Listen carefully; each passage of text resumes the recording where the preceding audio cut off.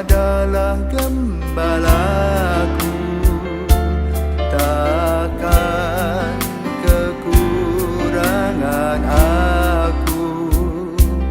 Ia membaringkan aku di padang berumput hijau.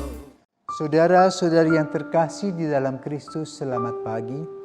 Salam jumpa lagi dalam Sabda Siap Saji edisi 17 November 2022, hari Kamis, di mana kita memperingati Santa Elizabeth dari Hungaria, seorang biarawati.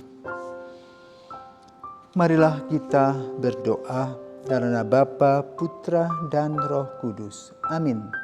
Allah Bapa para yatim piatu, Santa Elizabeth melihat dan menghormati Kristus dalam diri kaum miskin. Semoga karena doanya kami pun melayani orang malang dan papa dengan cinta kasih sejati. Demi Yesus Kristus Putramu dan pengantara kami yang hidup kini dan sepanjang masa. Amin.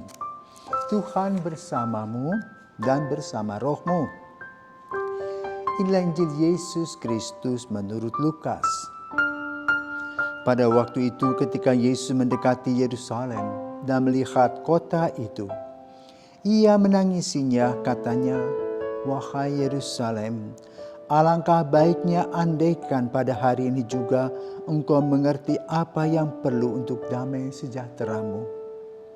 Tetapi sekarang hal itu tersembunyi bagi matamu.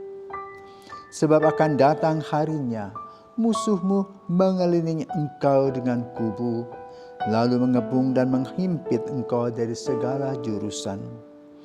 Dan mereka akan membinasakan dikau beserta semua pendudukmu.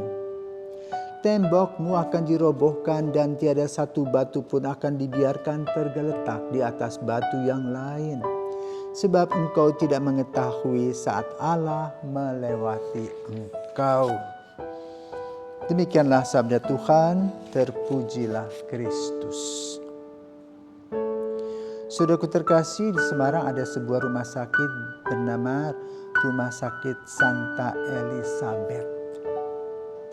Di depan gereja itu ada patung Santa Elizabeth dengan bunga-bunga mawar yang terjurai dari pakaiannya yang lebar.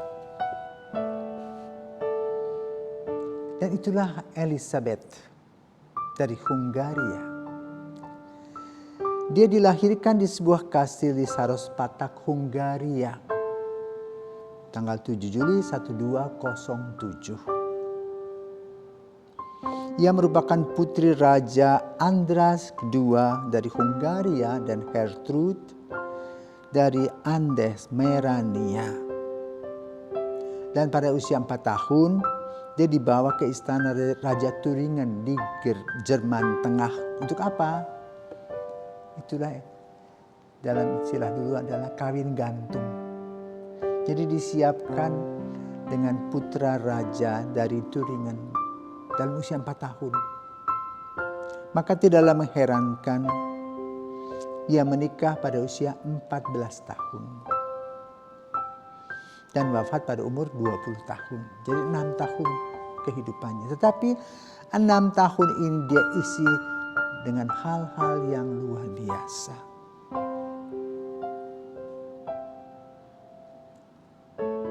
Apa yang dibuat oleh dia? Ketika dia menikah dengan putra Raja Turingen, yaitu Raja Louis, dia memberi banyak makan kepada orang-orang miskin di sekitar istana. Caranya bagaimana? Dia mempunyai baju yang lebar dan mengambil di dapur roti-roti dimasukkan ke dalam bajunya. Lama-lama si chef melapor kepada mama dari Raja Louis bahwa menantunya itu suka ngambil roti, sehingga tidak cukup untuk persediaan di istana. Ya lama-lama mungkin bertanya jengkel atau bagaimana, kemudian dicari tahu kapan dan jam berapa dia ambil roti itu. Maka setelah tahu jam berapa, lalu sang ibu mertua menunggu di depan pintu dapur.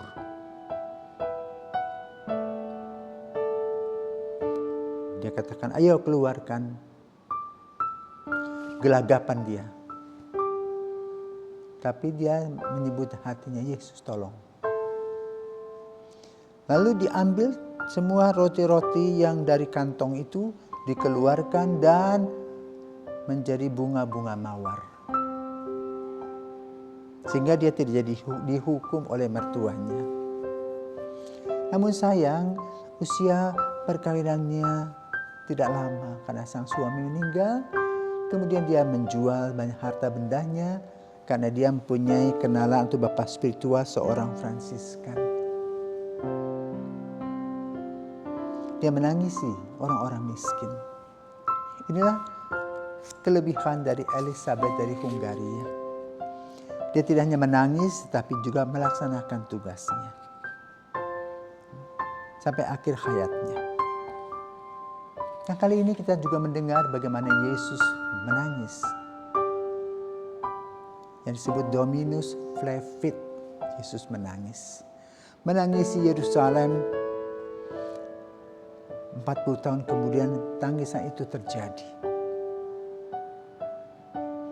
Yesus melihat bahwa orang-orang Israel ini, orang-orang Yahudi adalah orang-orang yang dipilih oleh Tuhan untuk mewartakan kabar gembira dan keselamatan. Namun sikap mereka jauh dari apa yang diharapkan.